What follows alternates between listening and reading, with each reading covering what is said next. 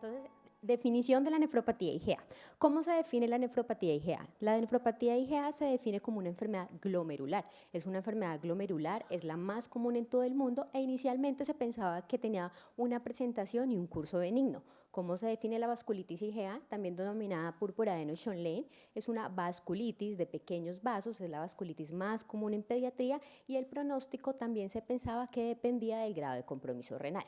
La nefropatía IgA data desde 1968, cuando Berger y su colaborador realiza biopsia renal a pacientes con proteinuria y hematuria persistente que tienen unos brotes cuando hacen unos fenómenos infecciosos. Ellos determinan que esos pacientes tenían unos depósitos intracapilares de inmunoglobulina y empieza el desarrollo de la enfermedad. Esta enfermedad es diferente y se comporta, digamos, en cuanto a epidemiología de acuerdo a los países. Es muy común en China, donde se reporta que la mitad de los pacientes pediátricos con biopsias renales corresponden a nefropatía IgA. Menos común en Japón, pero aún así corresponde al 25%, sigue con Europa en un 20% aproximadamente y por último con África en un 5%. Entonces empiezan a investigar por qué se da este comportamiento de la nefropatía IgA en el mundo. Empiezan a ver los estudios geoespaciales donde se discute si en realidad la nefropatía IgA depende de algunos determinantes de cambios climáticos o simplemente de alteraciones genéticas.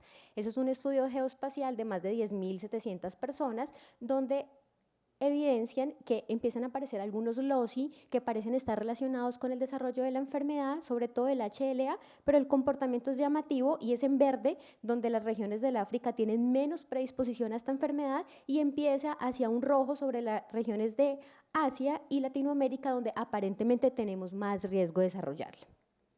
¿Y qué es la vasculitis IgA? Nuevamente es una vasculitis de pequeños vasos, como ya lo había mencionado, los más afectados son la población pediátrica, tiene un pico de incidencia sobre la población escolar y también data desde 1837 cuando Eno-Schönlein, y por eso es que se llama Eno-Schönlein, la describió. ¿Cómo se presentan ambas enfermedades? Empezamos por la vasculitis IgA.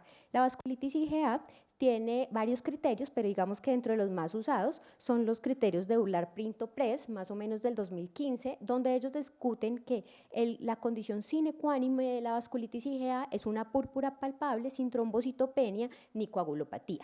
Se acompaña de artralgia o artritis, que es oligoarticular, no deformativa, principalmente de articulaciones en miembros inferiores y un dolor abdominal agudo y difuso como presentación del tracto gastrointestinal. También emesis, presentaciones más severas como intususcepción y se acompaña hasta en la mitad de los pacientes de un compromiso renal. ¿Cuál es el compromiso renal? Hematuria, proteinuria, debut como síndrome nefrótico o inclusive como una glomerulonefritis rápidamente progresiva. Hasta un tercio de los pacientes tienen antecedente un fenómeno infeccioso antes de todo este cuadro y como otra característica es la biopsia debe tener una vasculitis leucocitoclástica. Entonces me detengo a hablar de la nefritis, que es lo más importante, una media aparición de la nefritis a los 14 días. Vemos que en la primera semana de presentación del cuadro clínico hasta el 85% de los pacientes tienen ya los criterios, pues digamos ya la presentación como nefritis. Sin embargo, no olviden que esta se puede presentar hasta después de 6 meses del debut.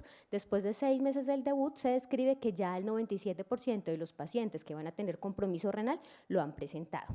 Y como todo queremos saber es quién va a generar nefritis, quién no lo va a hacer y aparentemente los pacientes que debutan más tardíamente y los que debutan con síntomas gastrointestinales tienen un riesgo sobre el resto de la población de hacer nefritis. Y eso donde lo hemos visto. En estudios de hasta 10 años de población pediátrico ya los conocen, en realidad la nefritis se puede presentar de las formas que ya les dije, proteinuria, hematuria, síndrome nefrótico y empiezan a aparecer como que a los 10 años estos niños van a tener supervivencia renal del 100%, pero ojo, después del primer año empieza que una proporción sigue con proteinuria y esto es lo que da el pie para las investigaciones que vamos a ver más adelante. Predictores de compromiso renal en vasculitis IgA, ya lo mencioné, mayores de 10 años, compromiso del tracto gastrointestinal, algunos con leucocitosis y trombocitosis y aparentemente los que debutan con un complemento, un C3 más consumido, van a tener peor desenlace renal. En Colombia hemos investigado Eno-Schönlein o vasculitis IgA, sí, esto es del grupo de la Universidad del Bosque, es una descripción, un estudio observacional donde valoraron 86 niños. describen la presentación sobre la edad que reporta la literatura, definen que el 45% tuvo compromiso, una nefritis, que más o menos también cercano a la literatura, cómo la presentaron, como proteinuria, hematuria y como hematuria aislada. ¿Qué vieron en esta corte de Bogotá? A los 26 meses, ninguno tenía compromiso en la función renal, ¿sí? Esto es lo que tenemos en nuestra epidemiología local. Y entonces de la vasculitis IgA pasamos a la nefropatía IgA. Recuerden, vasculitis, enfermedad sistémica, nefropatía IgA, enfermedad glomerular. Y aquí hago dos paréntesis, y es porque en Asia se comporta aparentemente diferente. Entonces, la hematuria, como mayor presentación en el resto del mundo, 80%, Japón solo el 20%.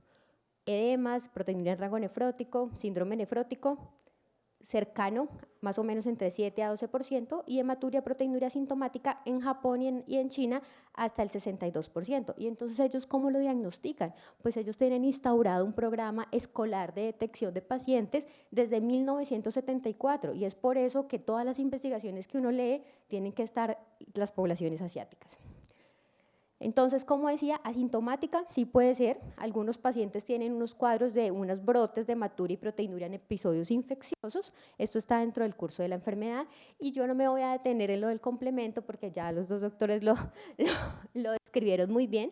A los que les gusta la parte un poco más cómica, hay un nefrólogo que hace estos cómics en Twitter. Es básicamente lo mismo, un defecto en la glicosilación de la IgA, después una formación de anticuerpos, después la circulación de los complejos inmunes, el depósito en el mesangio y finalmente la activación del complemento y el daño general. Si lo quieren más serio, también más serio, es lo mismo básicamente, y esta foto es una ilustración de cómo es un glomérulo normal y cómo genera el daño la nefropatía IgA.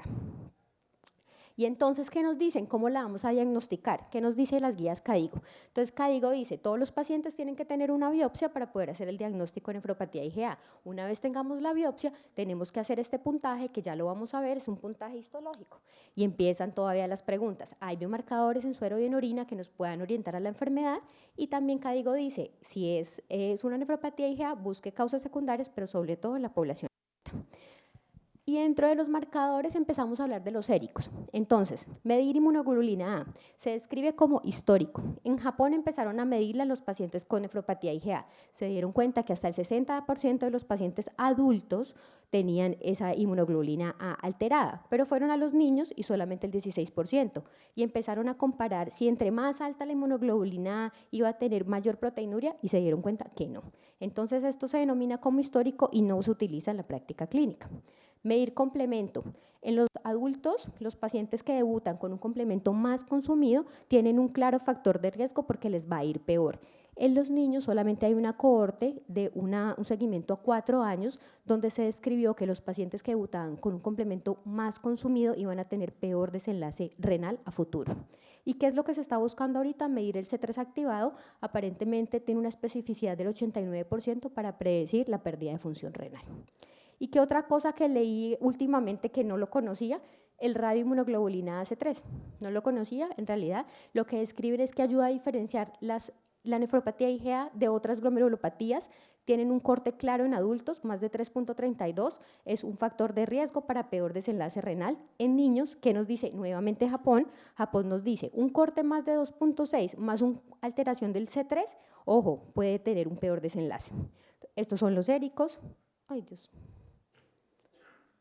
Estos son los del tejido renal. ¿Qué tenemos en tejido renal? Entonces, los depósitos de IgA confirmatorios de la enfermedad, interrogado. Ni la localización ni la intensidad de la inmunoglobulina A en la biopsia renal puede predecir peores desenlaces clínicos, pero empiezan a aparecer nuevamente el complemento.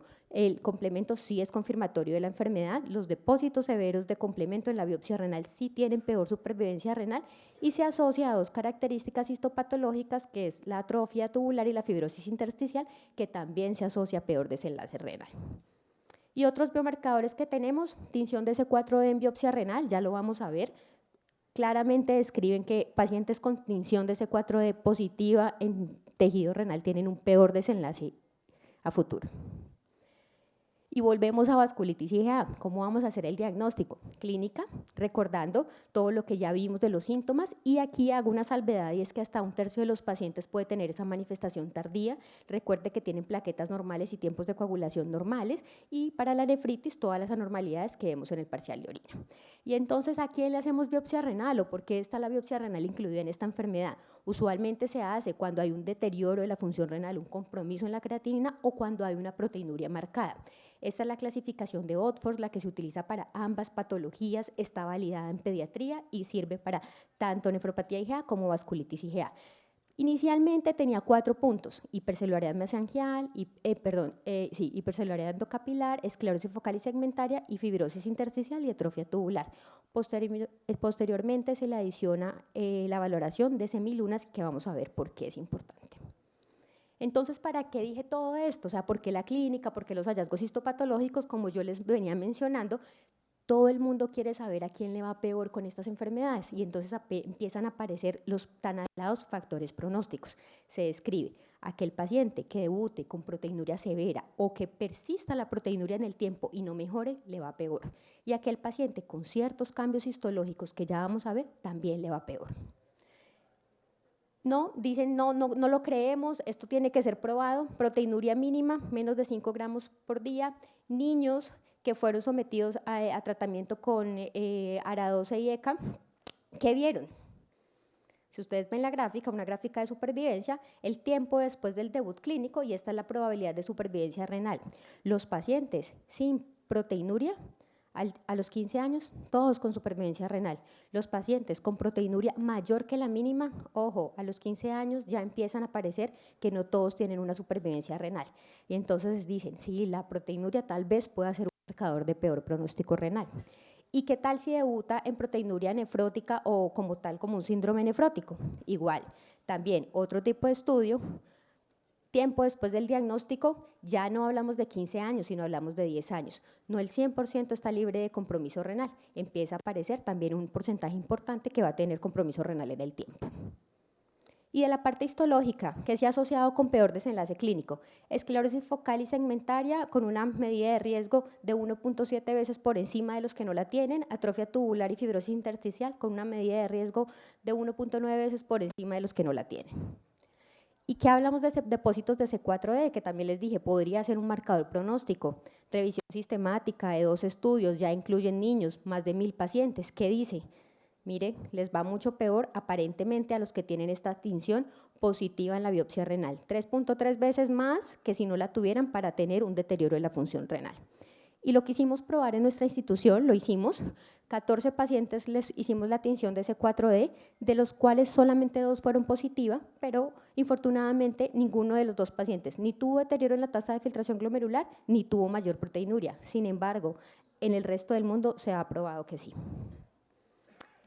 Y como toda la investigación, y lo que yo quería decir es como, el mensaje que quería decir es determinar ese pronóstico, si es tan benigno o no es tan benigno, empiezan a crear una herramienta internacional de predicción de nefropatía IgA. Eso lo crean en adultos, es básicamente una app que se diligencia con preguntas de nuestros pacientes, y lo que quiere decir ellos, los adultos, es ¿qué predicción yo tengo que mi paciente vaya a disminuir la tasa de filtración glomerular al 50% o que vaya a caer en una enfermedad renal crónica? Yo quiero saber si en este punto mi paciente a 5 años qué le va a pasar.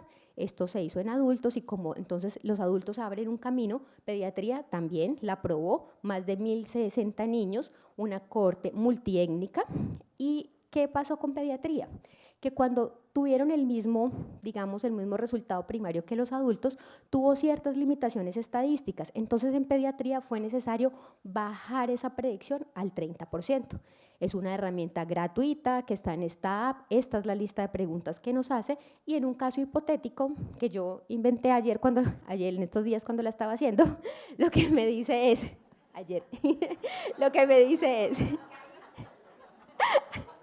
no, yo tengo que ser sincera, y es que yo no la usaba, ¿sí? Hasta ahora. Lo que me dice este paciente es, en 5 años, con estas características que me inventé, mi paciente tiene un 16% de riesgo de disminuir el 30% de la tasa de filtración glomerular al momento desde que, yo le hice la biopsia, o de caer una enfermedad renal terminal. Entonces, es gratuita, úsenla. Y para terminar, tratamiento, entonces, 2 enfermedades, espectro diferente en niños y adultos. Recuerden, es muy diferente en todas las regiones que les mencioné y aparentemente no habían datos suficientes que comparaban como la efectividad del tratamiento. Cada vez esto va cambiando. ¿Qué dice CADIGO? Entonces, CADIGO dice, estratifique el riesgo de forma individual, use la app, determine cuánto su paciente va a perder a lo largo del tiempo, mejore el estilo de vida, controle la dieta, actividad física, tenga una presión por debajo del percentil 90, este es de adultos, no me voy a detener, y si es un niño y tiene una proteinuria mayor de 200 miligramos día o un procrea mayor de 0.2, inicie el IECA o ARA2, ¿cierto? Pero si usted no logra controlar eso y su paciente sigue con proteinuria más de 1 gramo o un procrea mayor de 0.2, inicie el esteroides. ¿Cuánto es la recomendación de CADIGO de esteroides? 1 a 2 miligramos por kilo por día por 4 semanas, después para pasar interdiario, después una disminución progresiva en el tiempo, ¿cierto? Y hasta ahí nos dice CADIGO. Y el resto no hay como una recomendación fuerte.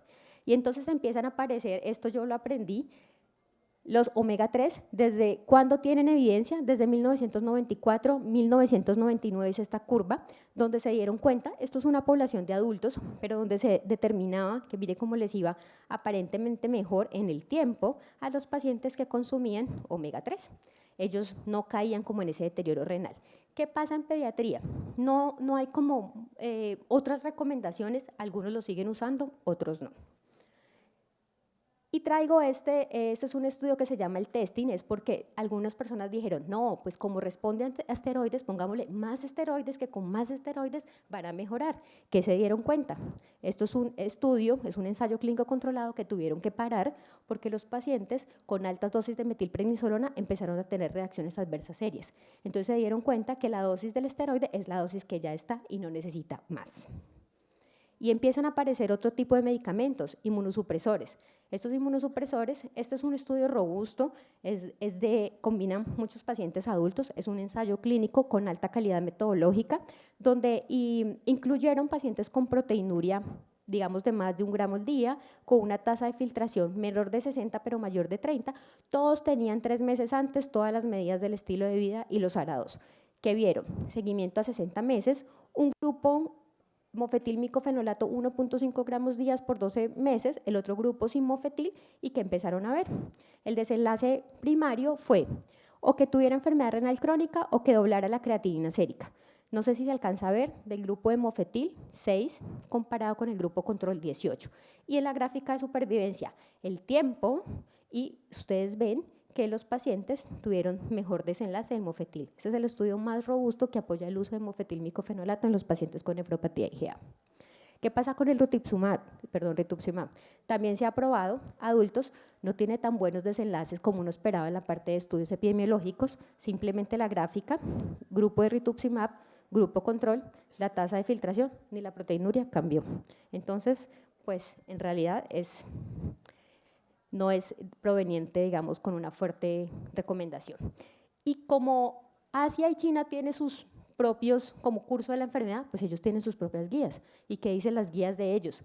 Ellos inician su manejo inmunosupresor con ciclofosfamida, tenga o no tenga semilunas. Es el primer agente de entrada. Los pacientes lo reciben cuando tienen una proteinuria mayor de 50 miligramos por kilo o tiene una proliferación mesangial en la biopsia severa, asociado a esteroides. Si esto no les funciona, pasan a mofetilmicofenolato.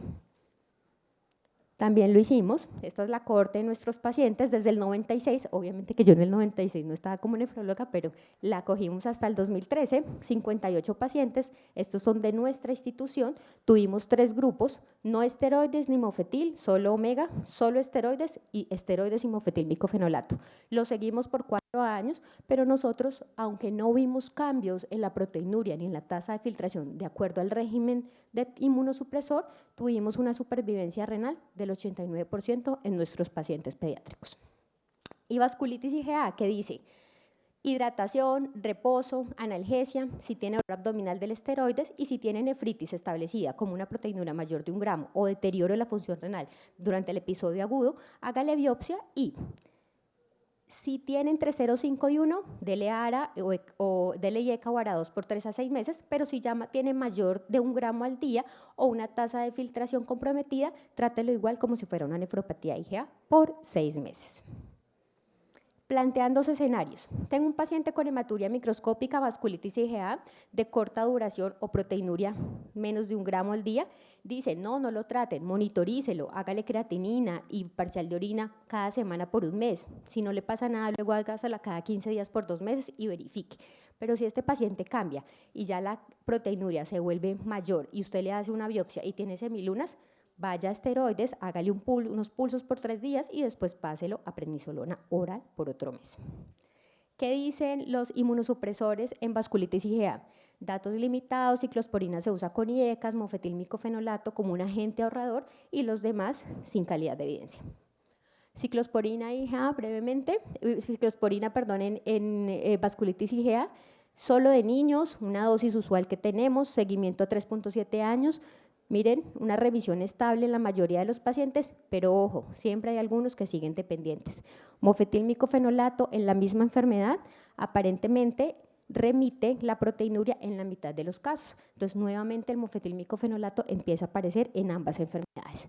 ¿Y cuál es la cohorte más grande de vasculitis IgA en pediatría? Esta es una encuesta, yo no sé si algunos de ustedes participaron con pacientes, el del doctor Tulus y el doctor Marco, 1.102 niños, es una encuesta, entonces no pueden establecer factores, digamos, de asociación para peores desenlaces clínicos, pero lo que les quería ver es bastantes pacientes, mire todo lo que estudiaron, seguimiento a 2.6 años, debutaron de muchas formas, pero mire el tratamiento que se usa, variado. IECA, esteroides, ciclofosfamida, mofetilmicofenolato, azathioprina, inhibidores de la calcitonina y rituximab. Todos estos tratamientos en nuestros pacientes, sin embargo, en esta gran cohorte de vasculitis IgA, los pacientes que tenían estadio 4 y 3 fueron muy pocos. Y para finalizar, en estos últimos minutos, ¿qué nos espera en el futuro? ¿Qué dice China y Asia? Independientemente si es una vasculitis IgA o una nefropatía IgA, el 20% de ellos pueden establecer una enfermedad renal crónica futuro. ¿Qué decimos los demás? Supuestamente la vasculitis IgA es una enfermedad benigna, de recuperación en la mayoría de los niños, algunos pueden tener recaídas, pero aparentemente les iba bien, pero empiezan a aparecer estas estadísticas de 10, 20% a futuro algún tipo de marcador. Y para nefropatía IgA es más claro, la cohorte más grande de 2.200 adultos que involucra a niños del Reino Unido y que empiezan a decir, ojo, los que tienen mayor proteinuria, mayor de 1.7, miren, a los 15 años ni siquiera el 20% de los pacientes tienen una función renal normal. Ah, bueno, pero eso es porque tienen proteinuria masiva, pero los que tienen proteinuria que no es tan masiva, que es leve, hasta el 20% progresan a enfermedad renal crónica a los 10 años. Y nuestros pacientes pediátricos van a ser adultos en algún momento. Comparativamente, claro, les va súper mal a los adultos, vean. ¿Qué pasa con los niños? Ojo, la curva debería estar más alta, pero mire, empiezan a deteriorar. La enfermedad es diferente, pero nuestros niños se van a convertir en adultos. Nuevas terapias, digamos, para la enfermedad, solo a modo de información. Esta es el gran ahora, digamos, el Twitter de los adultos, es Sparsentan. Se denomina Filspari, está en ensayo clínico fase 3 es el que ya casi está listo para lanzar al mercado. ¿Qué vieron ellos? Los aplican en proteinuria mayor de 1 gramo día, que describieron en esa corte, la mitad de los pacientes se les quitó la proteinuria, entonces supuestamente es el nuevo hit ahora para el control de la proteinuria. ¿Qué pasa y cuáles las dudas que están teniendo? Que el medicamento es muy costoso y además que aparentemente la reacción adversa en los pacientes del grupo de Filspari o de Sparsentan fue mayor. Para finalizar y concluir, entonces recordemos, nefropatía IgA es una enfermedad glomerular, vasculitis IgA, vasculitis sistémica de pequeños vasos, tiene una forma clínica de presentación variable. Recuerden, la nefropatía IgA es exclusiva renal teniendo en cuenta que el síndrome nefrótico y la hipertensión hacen parte del riñón, mientras que la vasculitis IgA, en lo que intenté transmitir, tiene otros sistemas involucrados, completamente diferente en los adultos, con partes alteraciones histológicas, y lo que quería dejar es lo más importante, sea una o sea la otra, en cohortes de China, Asia e Italia, hasta el 10% de los niños a los 12 años tienen algún tipo de enfermedad, de marcador de enfermedad renal crónica. Este es mi grupo de trabajo y muchas gracias.